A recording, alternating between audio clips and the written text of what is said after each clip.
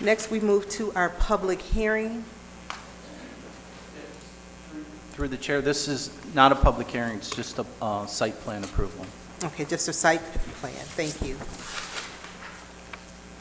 So if I may, Yes. this item was discussed at your last meeting, but I'll reintroduce it. PSP 22-0003. Excuse me, site- Mr. Crode, is your mic on? Yes, it is. Thank you. PSP 22-003 is a site plan review request of Maple Tree Apartments, LLC, to construct 4 two-story residential townhomes in one building with associated parking and other site amenities, property located at 28545 Franklin Road, on the west side of Franklin Road between I-696 and Matrot. The site is zoned RMM and RT. The future land use supports moderate density, multi-family. The site is located at the southwest corner of the property. There's an existing single-family home that is being rented. You see it on the screen. There's a photo of existing conditions and site survey. The developer would like to build similar to what he was approved for previously on Franklin Road, 2-story attached townhomes. These are the proposed floor plans. These are the proposed elevations similar to what he's currently under construction. These are some photos of the buildings to date. And I'll come back to that one slide. These are some existing conditions on along Matrot on the east and west side. Note that there's an existing sidewalk along the western side of Matrot. And with that, I'll ask the developer to come up and make any comments about the proposed development, and then we'd be happy to answer any questions that you may have.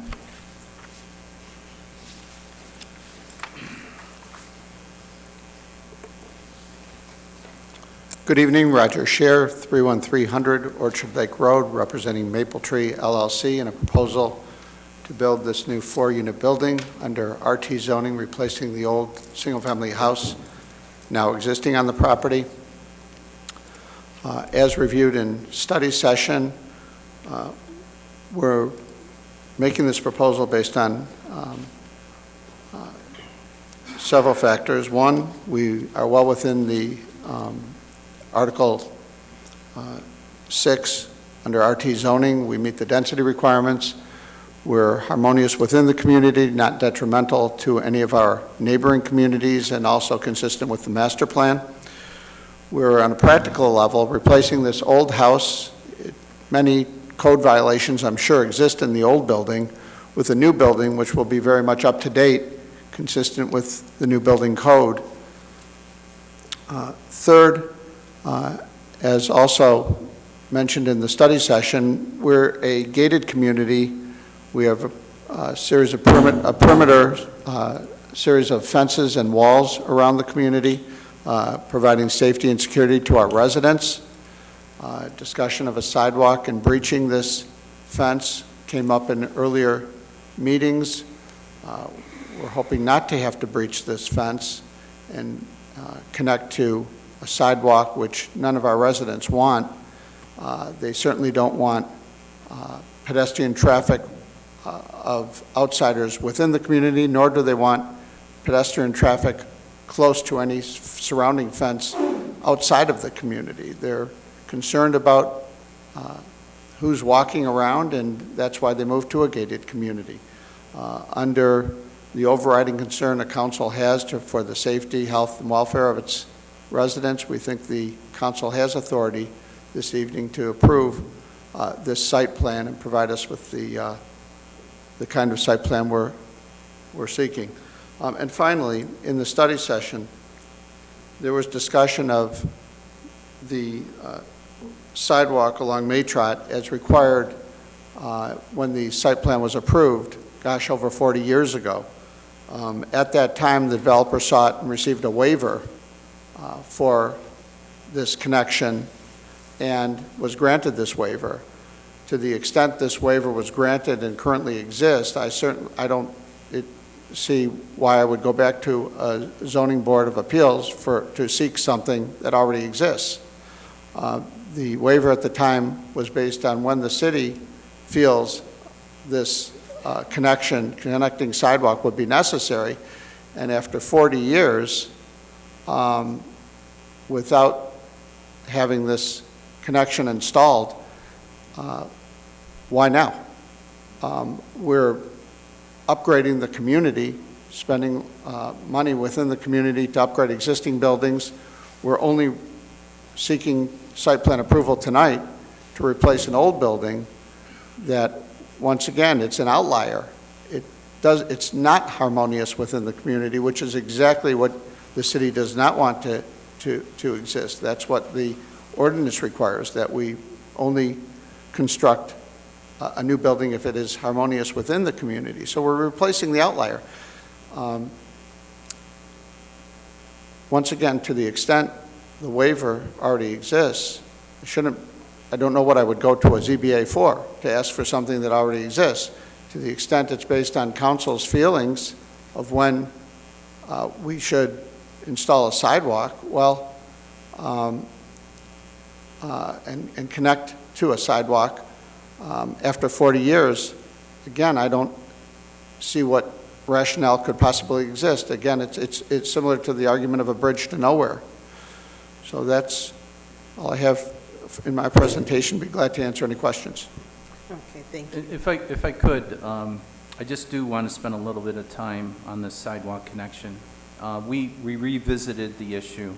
We are not now requiring him to connect through the fence because we believe that the original ZBA waiver would be satisfied by the installation of a fence. And I will remind council, if this was a new development or any significant redevelopment, there's two sections of the ordinance that come into play, which we have been consistent with on all other developments. A pedestrian connection pathway shall be installed from the public sidewalk or pathway system to the main entrance of the building. That's per Article 4, Section 5.29, subsection 13. Also, per Article 4, Section 5.31, subsection 18, sidewalks not less than 5 feet in width shall be constructed 1 foot inside the right-of-way line of all abutting streets. So those are two conditions that are on the books today.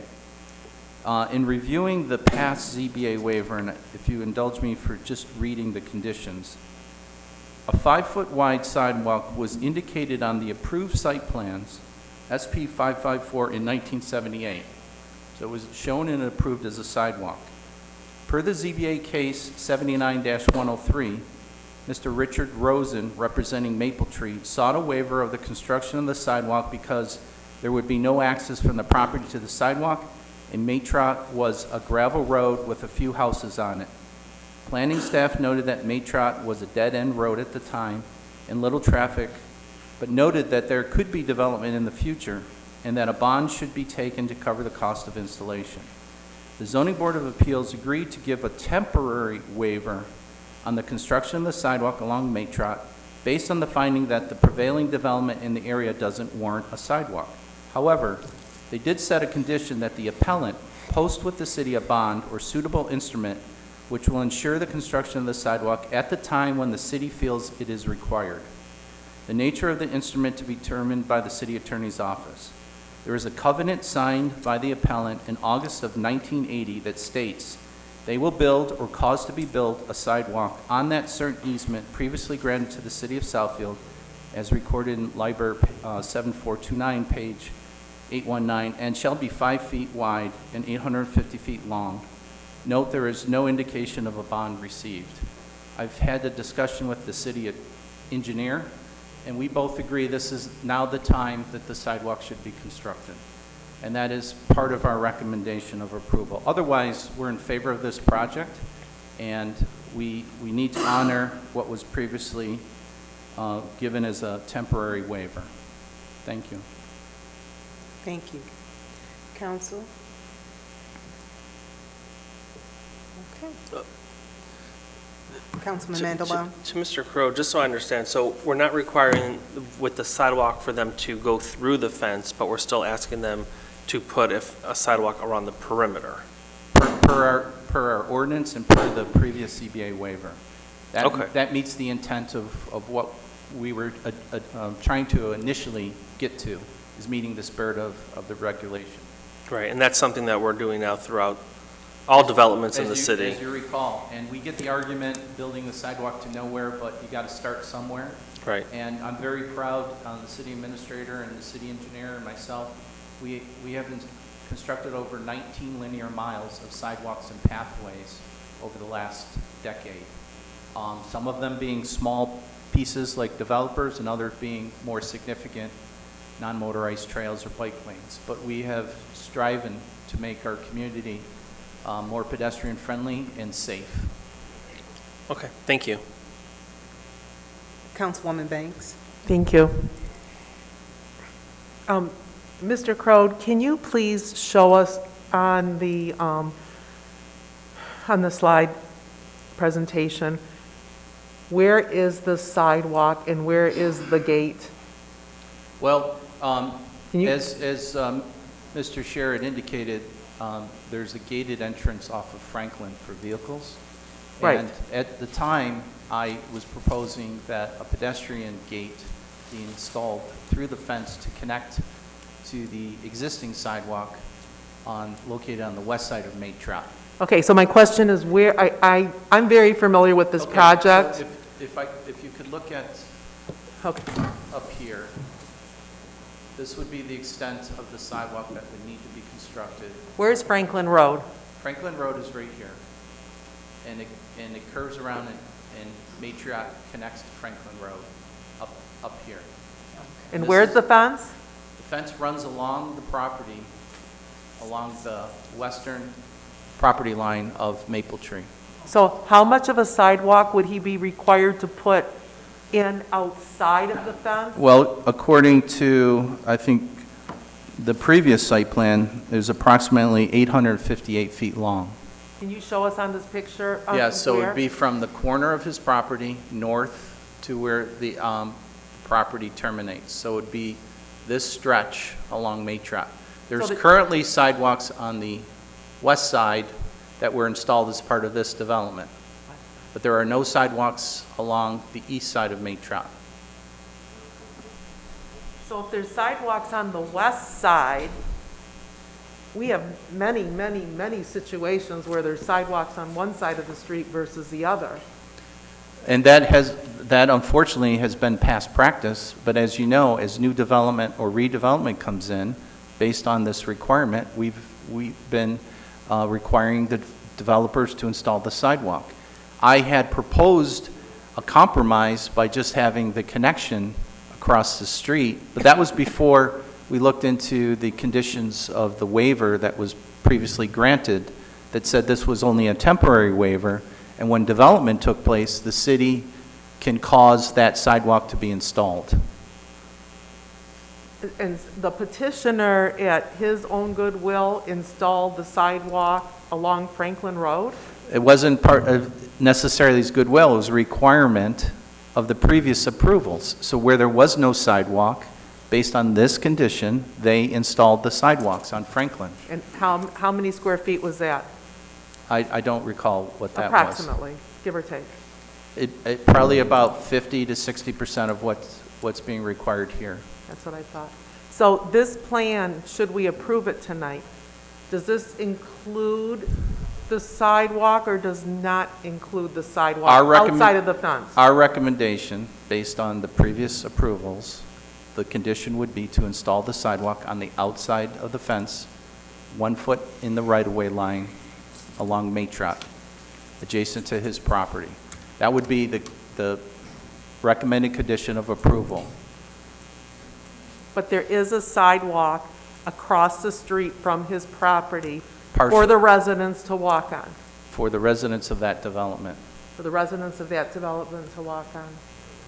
And if you look at the conditions, though, right now, there's overgrown tree shrubs, the fence is buried inside that overgrowth, and there are a swale there, so it's not conducive to walking currently.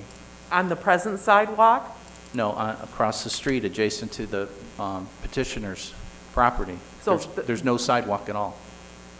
Okay. The only Adjacent, but sidewalk there is a- exists is partially on the west side that was compelled to be installed as part of that new development.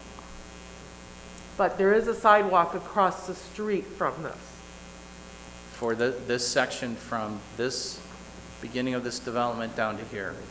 So about 3/4 of the side, there's a sidewalk on the west side of the street.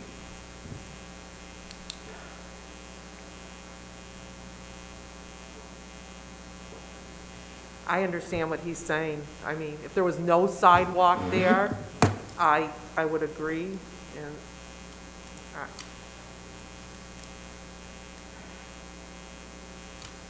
I mean, I think he's done a very nice job with that development. We're not disagreeing with Very safe, that. it's very secure, the new addition is beautiful. We should have a lot of developers develop like this. I agree with you. It's just that this is a requirement. I believe the can got kicked down the road back in 1975 when the city didn't compel the sidewalk to be installed, and here we are, almost 40 years later. We have more development. We've required the sidewalk on all other developments. I cannot recall a single development in my tenure where we didn't require the sidewalk to be installed. But in 1975, if we dropped the ball, why are we throwing it on him? Well, but the condition was, it was a temporary waiver. It has been recorded as a condition that in the future, the sidewalk shall be installed per the city. We're at a point in the future now that there's new development taking place, that we should follow our own ordinance requirements. If for some reason this is I don't want to say a financial hardship, but definitely is going to be an added increase, is there any length of time that could be granted? Like, this has to be done over the next X number of years? Well, typically, the site plan approval is good for 12 months, and that's 12 months from when construction begins and ends. But if it's a condition of approval, they would not be able to receive their certificate of occupancy until they meet all the requirements. So whatever future date, how long it takes to build the homes and apply for a certificate of occupancy, both the planning and the building department make sure that it's meets the conditions that council has approved. Now, it does say that there was a bond that was supposed to be put up. We don't have any information that one was. There's time for Mr. Scher to investigate that. It says that at the time, the city attorney was to create an instrument for the future development. So maybe Ms. King can look into if there's any records in the attorney's office. And maybe that money has been put aside somewhere. Well, if that money has been put aside, then this would be a moot point, correct?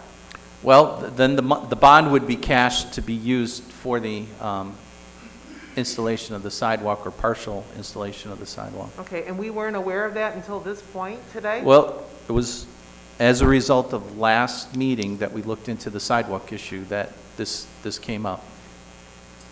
And we investigated the waiver requirement.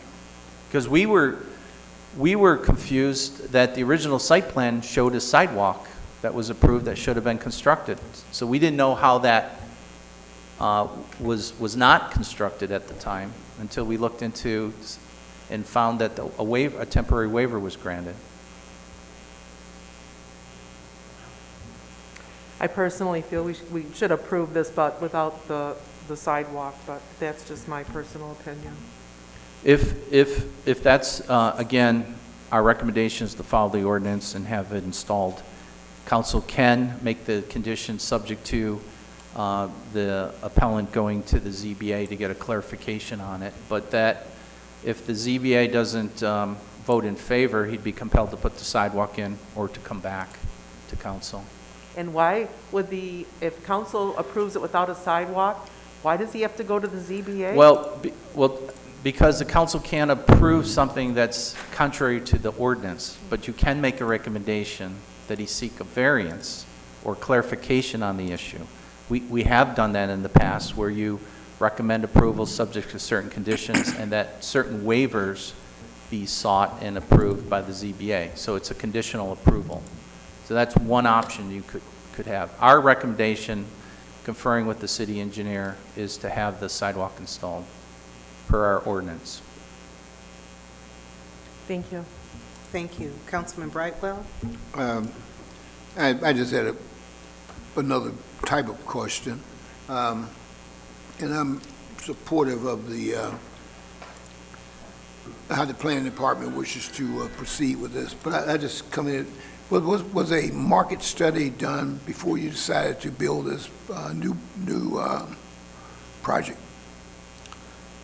No market study. This was just replacing, once again, an older home on the property that was part of the earlier development with a new building. We never thought we would need site plan approval even for this replacement because we anticipated just going for a demolition permit, taking down the old home, getting a building permit to build the new building largely in the footprint of the old home. When it was suggested we go for site plan approval, we put our materials together, our application together, and that's why we're here before you tonight. Okay. Okay, thank you. Okay. No other questions? Councilman Cruz? Yeah, I was just gonna ask, would this cost him anything to go back through this process? Is there any fee or anything involved? Well, there is a cost to go to the ZBA, Right. and if he had to come back, there wouldn't be an additional cost if nothing else changed. We'd have to come, he could either go to the ZBA and get granted the clarification, or if they denied him, then he could build it per your conditions, but if he wanted something different than that, he'd have to come back to council. Okay. Are we prepared to vote on the site plan review? Okay. If I can make a couple more comments. Excuse me one second. Yes, go right ahead. Couple more comments. Again, this is largely City Council's discretion. If there was a waiver in the past, if it currently exists, there's no reason to go back to ZBA to ask for a waiver for something that I already have. If it expired and there is no waiver, then perhaps it was the city's intention to recognize that this waiver, this no longer serves a purpose. There's no need for this sidewalk. There is a sidewalk on the west side of the street. In this case, what's perhaps not demonstrated by the pictures, the topography on the east side of the street it's just not a flat piece of ground. We can see the vegetation, but there's an actual swale there. I think there's stormwater drainage issues there too. You can't just throw a sidewalk and fill in a ditch. Will create other problems. I know there's been flooding in that area already from these past rains we had last summer. On the western side of the street, Mr. Crow points out that a sidewalk already exists, but for some reason it stops prior to the end of that development. I'm not sure why that developer wasn't required to extend that sidewalk to the end of its development. But once again, it's City Council's discretion on this. If they see fit, we've installed the sidewalk on Franklin Road where it was most appropriate to service the pedestrian traffic that does take place there. And Franklin Road, unlike Matrot, which is a two-lane road, likely never to be widened, Franklin Road is 4 lanes. It's much more dangerous to cross. Sidewalks on both sides make sense. Not true of Matrot, again, where we have storm drainage on the eastern side of the street, and I'm not sure it's even possible. If the city has a bond and they wish to pursue it, that's fine. We have a waiver, evidently. If the waiver expired, I would just suggest that the city felt there was no need for the sidewalk. I just want to make a clarification, and I'll defer to the city attorney, but the waiver runs with the land. Anything the ZBA grants runs with the land, and it transfers to the next property owner. and it was recorded as a covenant, as a requirement. And also, I remind the council can't arbitrarily decide which ordinance requirements. They can't grant the waiver. There's a process, and that's the Zoning Board of Appeals. Thank you. Councilman Mandelbaum and then our city attorney. You just mentioned that one reason you don't necessarily want to place a sidewalk there is because there's drainage issues on that side of the road. I guess the question would be to you or the city planner, is that going to be a different issue if there's drainage issues where you have standing water or stormwater issues? Is that something else that we have to look into as part of this new development? Well, that would be a city engineer issue, and that if the sidewalk is installed, that there possibly may need to be some improvements to the drainage system per the city engineer. But when you went out to the site and looked at everything, you didn't notice any drainage issues or flooding? There's a swale there. I didn't observe any standing water. And again, I'd have to defer to the city engineer whose responsibility that is. Okay. You know, back when it was a dirt road, they didn't put curbing in. There may not be storm water, and there was probably an open ditch. Right, I just don't want to start saying, well, forget the sidewalk, but now we have this other issue, and just continue to kick the can down the road. So that was all. Thank you. Thank you. Madam Attorney? Yes, thank you. So I had a brief discussion also, and remember researching this last week. And because, as Planner Crowe stated, it does run with the land, and I think the best option is to go through the process to get the clarification from the ZBA, because it is something that's been filed. It is a temporary waiver, and we do have ordinances in place. So if we just go through the process, then I think that would help everyone to better understand that because that waiver back in 1978 was temporary, then there needs to be a clarification, because it said in the future. So it's not that they said they're waiving it and that's it. I mean, we have this, like he said, we have a covenant that's recorded. We need to clarify that with the ZBA because it is temporary, and again, because the ordinance does require the sidewalk. And if we do it that way, then it's clear, there won't be any more questions. Depending on what the ZBA says, you know, the whole issue about the drainage, all those things could be resolved if we just followed the process. But I just wanted to stress, because we do have this document that said this was a temporary waiver, and should something change, like a development, and then we have the ordinance behind that, we need to get the clarification and go through that process. Okay, thank you. Councilwoman Banks?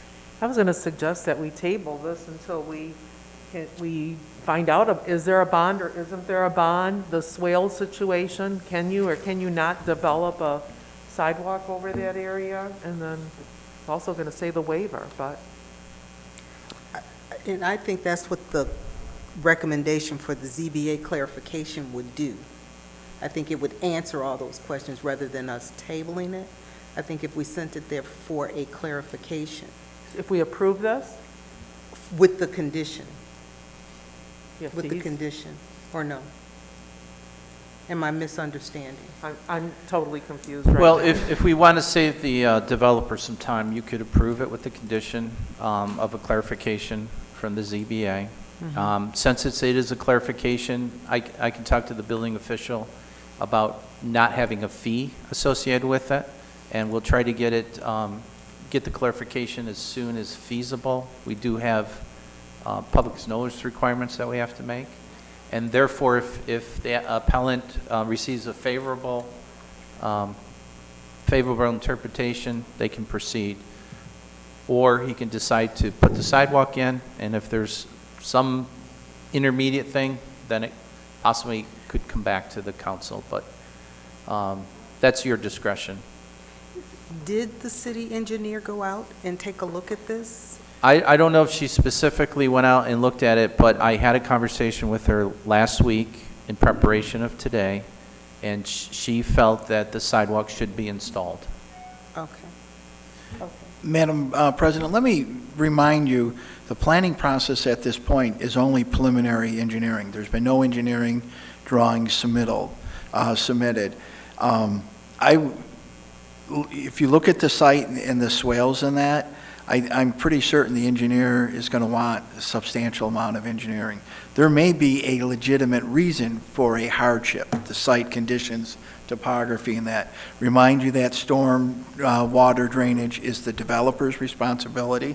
The developer did do an extensive amount of stormwater improvements on that site, on the 4 or 5 buildings that were added to the easterly elevation.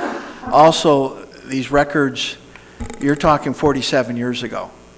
The level of notation that would have had to been in there. And my other comment is there are few bonds that we cash. I can't think of any in my 13-year here. It's just something the city historically has not done. We know as we're preparing and working on our ordinances that the position of the administration is we need stronger language to perfect those defects when a developer doesn't do what they say they're going to do. And as we go through that bond review process, and those of you on the Finance Committee know we've been going through older records, we haven't gotten through to anything. I know I've got stuff going back into the 60s. So that is a challenge, and I'll just offer those comments. But the topography of that site may present some engineering challenges for the installation of a sidewalk, and but that would be a legitimate reason to go to the ZBA on. Okay. And going back to the bonds, isn't that what Lee Schultz was? This would be an engineering bond. Am I correct with that? Sidewalks, Terry, are engineering? Yeah, most likely. I don't know the way it was worded. Just one clarification, Lockwood, we did cash a bond to install trees that hadn't been planted Okay. from the 1980s.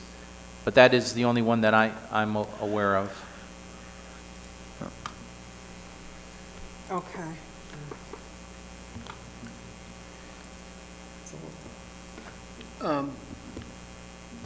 So I think what I gather, the best route to take is probably to approve this with conditions relative to the ZBA.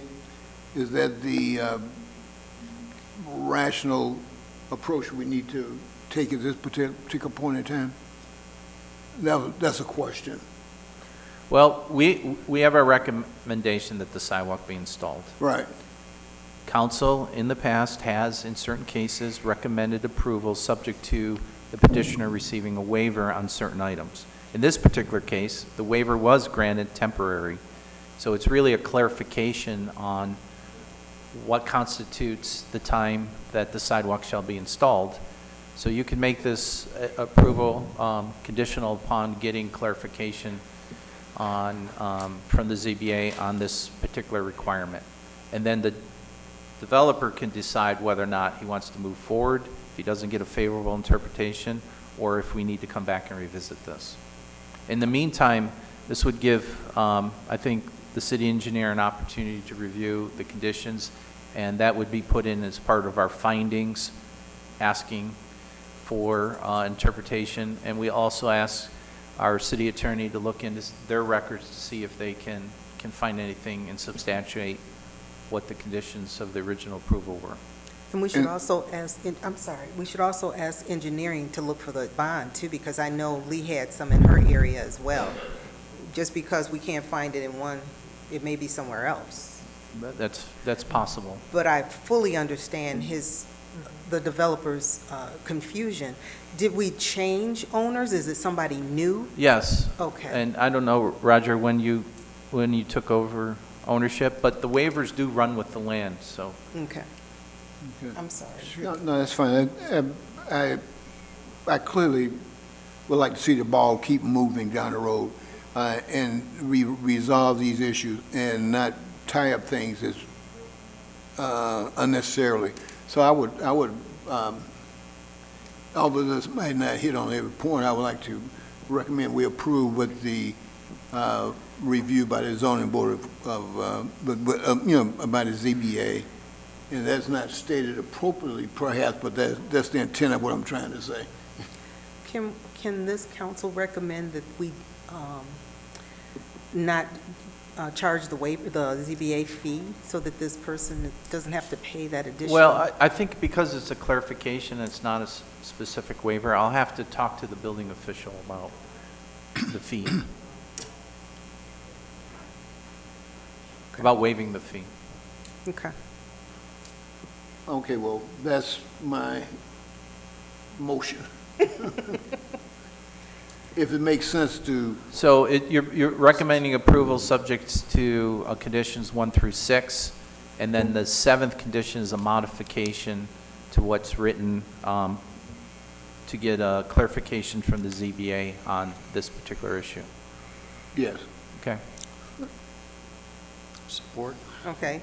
It's been moved by Councilman Brightwell, supported by Councilman Cruz, for the approval of the site plan for items 1 through 6. Number 7 is subject to approval based on the Interpretation ZBA of the ZBA. certification of the ZBA's clarification as presented. All in favor? Aye. Any opposed? Motion carried. Thank you. Thank you.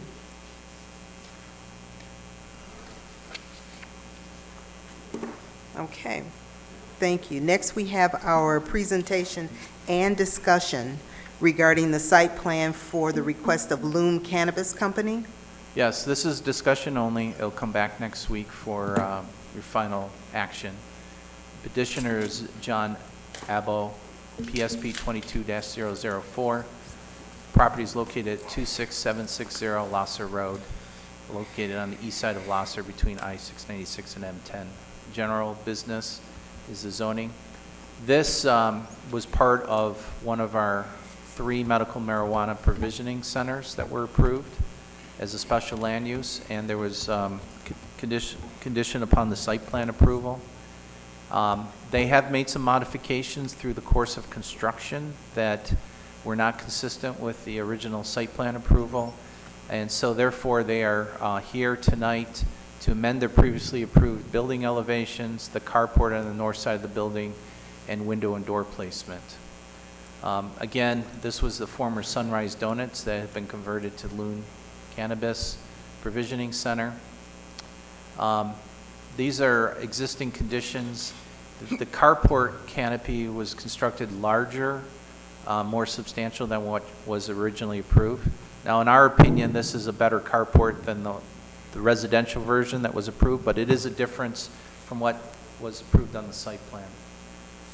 There also had been some minor modifications to the site plan for the adjustment of the door and window placement, which were changed due to security issues.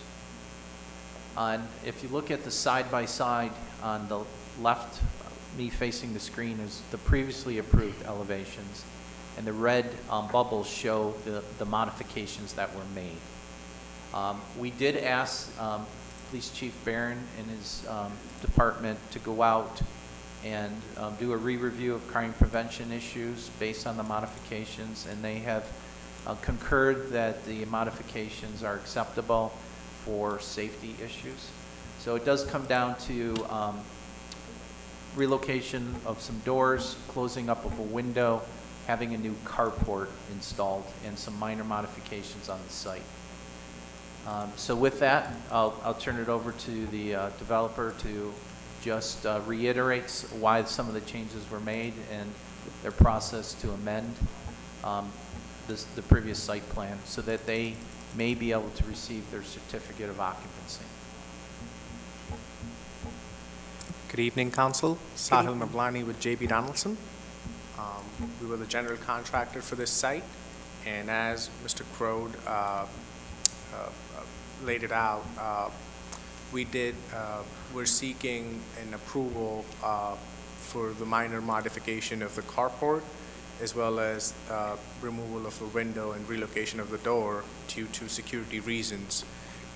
There was one other inconsistency which has since been fixed and brought into compliance as the original site plan, which was the old brick facade of the building, which while construction failed due to its age and, the weather wearing on it over the last 50 years. And it was a hasted decision on our end to continue the siding down to the grade, which has since been fixed. So the picture we're looking at is, it has since been updated to show, or it has since been updated on site to have a brick wainscoting along the west, north, and south of the building.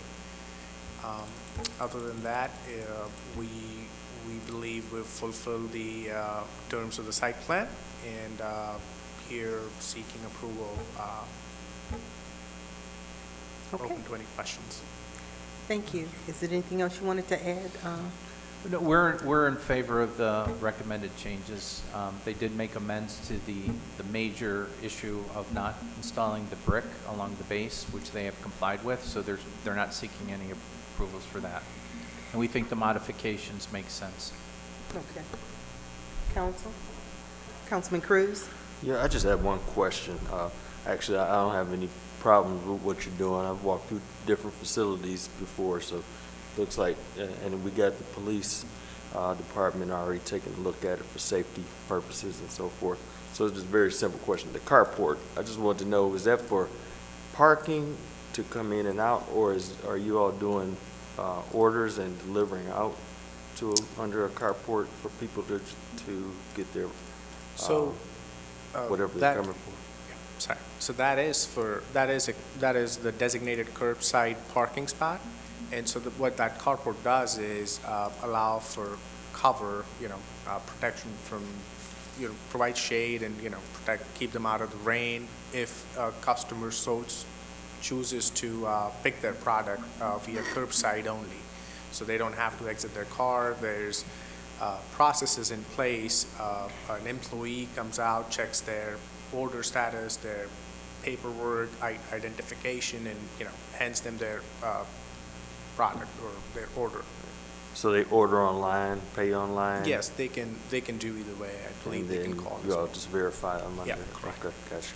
That's what I thought. I just wanted to make sure, see if that's what you guys were doing there. Otherwise, that was the only thing I had, Madam President. Thank you. Councilwoman Banks? Are you presently open? Yes, we are. Okay, and you're medical marijuana only? Correct. It's medical only. So if you order online, how do you verify everything? Because I thought there was a process once they entered into the store with prescriptions, et cetera, et cetera. I would defer that question to, I have a Loom personnel here that helps with the operations. Do you want to take that?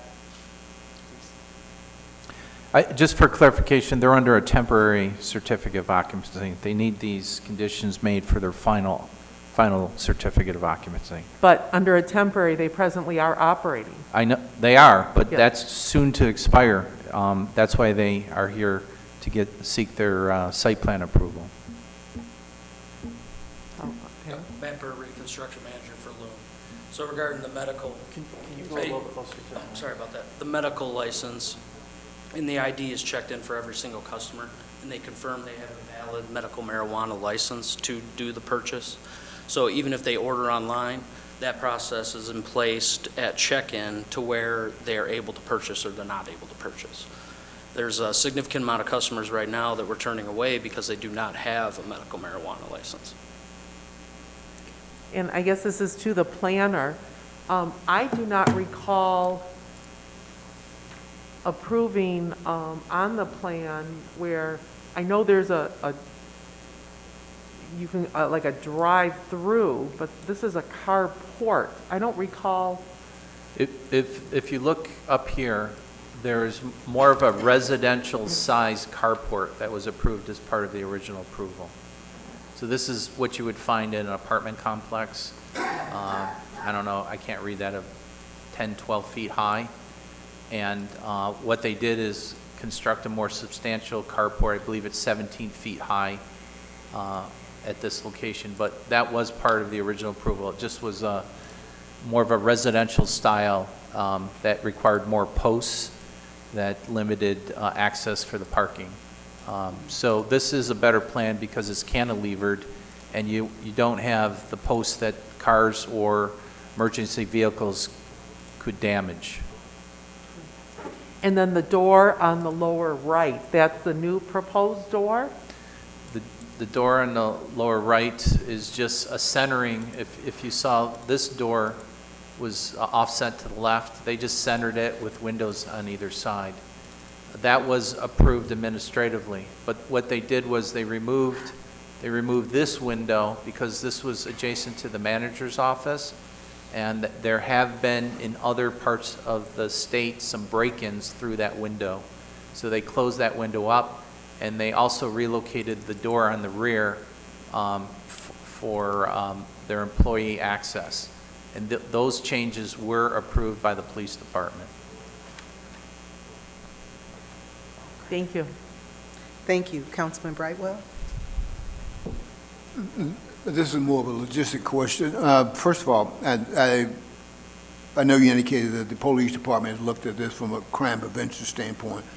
And did I hear that you indicated that we would have employees coming outside to the parked vehicles to deliver the product? Correct. And so is that a potential risk for mischief or something? Or is that mitigated? How is that mitigated? We have security cameras, and as part of the CRA requirements, every inch of the property and on the inside of the property is covered by security. We also have on-site security as well that surveys the premises frequently.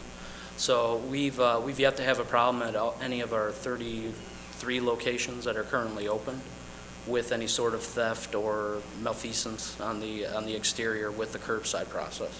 It's a fairly short walk too. I'd say 15, 20 feet from our fulfillment room to the carport.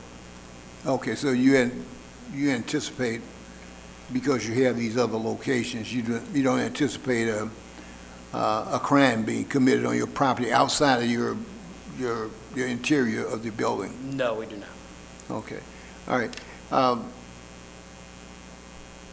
I see this as,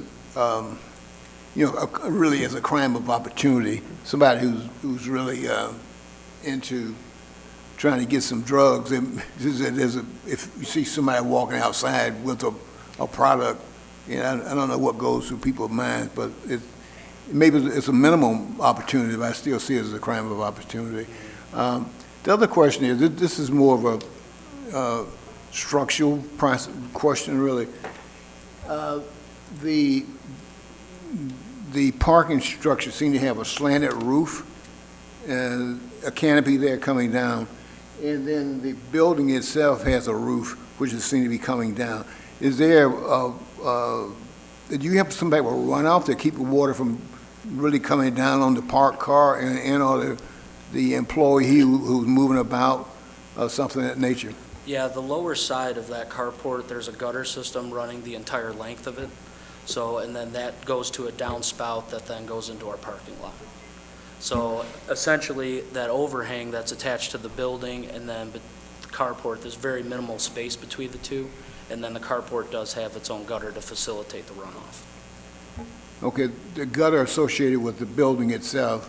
The carport, we actually put a gutter on the carport. Okay. I saw something that seemed like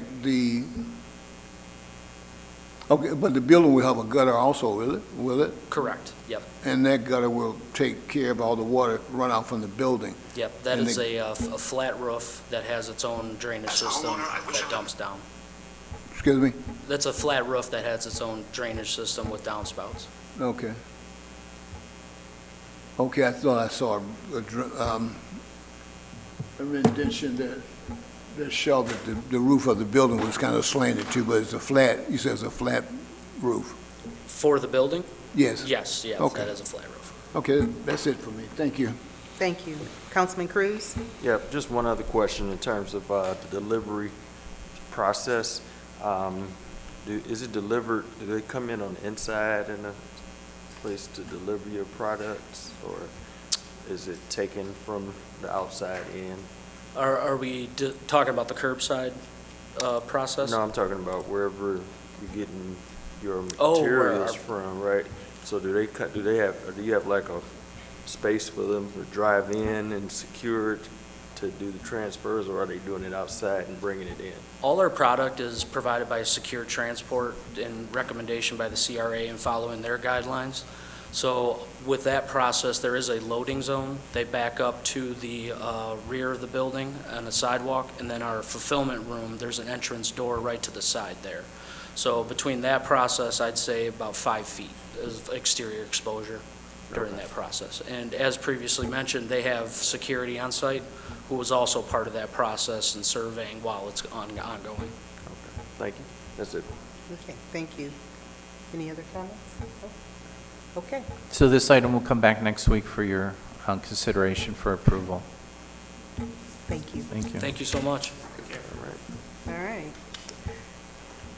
Next, we have another presentation for discussion only for Middle Point Overlay Development District. Yes, Mr. Hassan Jawad is here tonight to ask for a postponement of, to a date certain of 1 month. He's going to give you an update on the status of his project. This was previously approved as an overlay development district, but Mr. Jawad is proposing a higher density, I think a better design, and is seeking an amendment to the original approval. But based on market conditions and other issues, he's requesting a 1 month postponement. And I'll ask Mr. Jawad to come up and give you a little bit more background of where he is on this project. Good evening, Hassan Jawad, Middle Point Investment Group, 25248 Evergreen Road, Southfield, Michigan, 48075. Good evening, member of council, staff, good to see everybody. As you know, the construction industry has had its challenges as of late in regards to labor and material costs, supply chain constraints, and interest rates, and so forth. So we are requesting a postponement while we continue to review our options and value engineer our current plan. So our target is to, as Planner Crode mentioned, to come back and present before you. I believe July 25th is the scheduled date.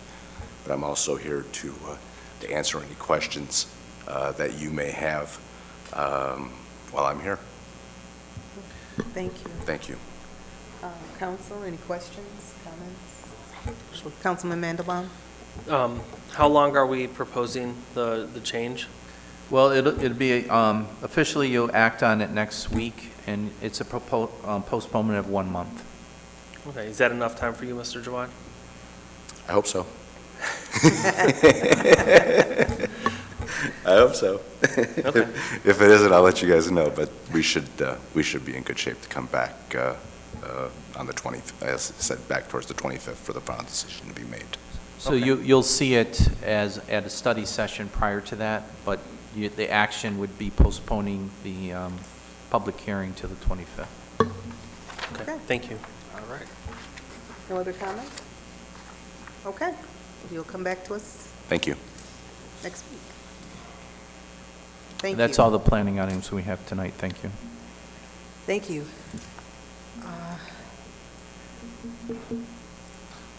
Next, we have our council portion. Council, Your motion? we'll start with you, Councilman Brightwell. Okay. This is an item I've mentioned before. On June 30th, they will have a Veteran Resource Fair from 9 a.m. to noon at the Oakland County Executive Office Building. It's located at 2100 Pontiac Lake Road in Waterford. The veterans that day, they will receive a $50 Myers gift card. They will receive a food box of food, and you'll be able to establish your eligibility to get VA benefits. And also, you will be able to get, if you have a claim into the VA, they can help you process that claim. And you have to be an Oakland County resident, and you also potentially could get a haircut free. So that's June 30th from 9 a.m. to noon. If you have additional questions, feel free to reach me here at City Hall, 248-796-5150. Thank you. Thank you. Councilman Mandelbaum? Yes, thank you. Just a couple reminders for residents.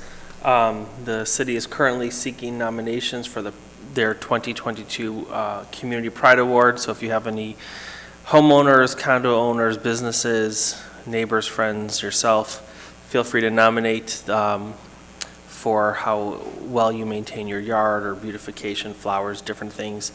And the form to fill out is on the city's website. Also, starting this Friday, the Southfield Parks and Recs will be holding their Summer in the Concert series. That will begin again the 24th. It will be on select Fridays right here in front of City Hall. It's a free event, but there will be food trucks and activities and different things for people to partake in. Also, next week, Wednesday, the Southfield Library, the Southfield Parks and Rec is having the free Park It outdoor movie night here the 29th. It will be from 6:30 to 9:30, again, right here in front of City Hall. And they will be showing the movie Encanto. Bring lawn chairs, blankets, bug spray, anything else you may need to make yourself comfortable, but there will be additional activities beforehand for everyone in the family. So for more information, please check out the city's website and Facebook page. Thank you. Thank you. Councilman Cruz? Madam President, I don't have anything for this evening. Thank you. Councilwoman Banks? Thank you. With the 4th of July day approaching, I'd like to remind everyone that fireworks can only be lit a few days before and a few days after. And I'm hearing a lot of fireworks in the evening. And I guess to our city administrator, is there a way that we can get something maybe on the website and I don't know if it's tweeting or whatever ways to communicate to the people that you know, it's too early to start shooting off the fireworks? We certainly will. Thank you. Okay, thank you. Thank you. I have nothing else this evening. So, Mayor? Just a reminder that the Southfield Parks and Garden Club Garden Walk is this Sunday, the 26th, from 2 to 5 p.m. The gathering spot is the parking lot of Leonard School, just off Winchester. There are 15 homes on display, I should say 15 yards, and there's a shuttle bus that'll make the loop through the Beacon Square neighborhood. Again, 2 to 5, Sunday, Beacon Square neighborhood. Thank you. Thank you. City Administrator? I have no items this evening. Thank you. Thank you. Madam Attorney? I have nothing further to add either. Thank you. Thank you. Our clerk? I have nothing to add this evening. Thank you. Okay, thank you. No one else is here. We have nothing to schedule. Council, we have a closed session for the discussion of labor relations. Madam Clerk? Well, Can I first move? of all, let's make a motion. I'd like to move that we go into closed session. Support. It's been moved by Councilman Cruz, supported by Councilwoman Banks, for us to go into closed session for the discussion of labor relations for strategy and negotiation sessions connected with the negotiation of collective bargaining agreements in a closed session as requested by one of the negotiating parties. Madam Clerk, would you please call the roll? Yes.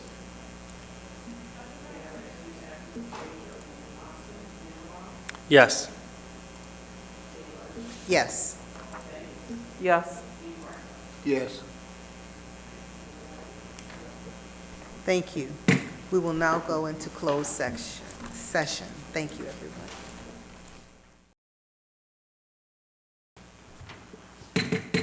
This meeting is now called back to order. Council, is there a motion for our meeting? Madam President, Yes. I'd like to move that we set a special meeting for next Tuesday, June 28th at 6 p.m. for the purpose of negotiations. Support. It's been moved by Councilman Cruz, supported by Councilman Mandelbaum, to have a special meeting on Tuesday, June 28th at 6 p.m. To discuss negotiations. All in favor? Aye. Any opposed? Motion carries. Okay. Our city attorney? Yes, thank you, Madam President. I just wanted to say that we made the motion for negotiations, but it was actually for the closed session under that site that we used today.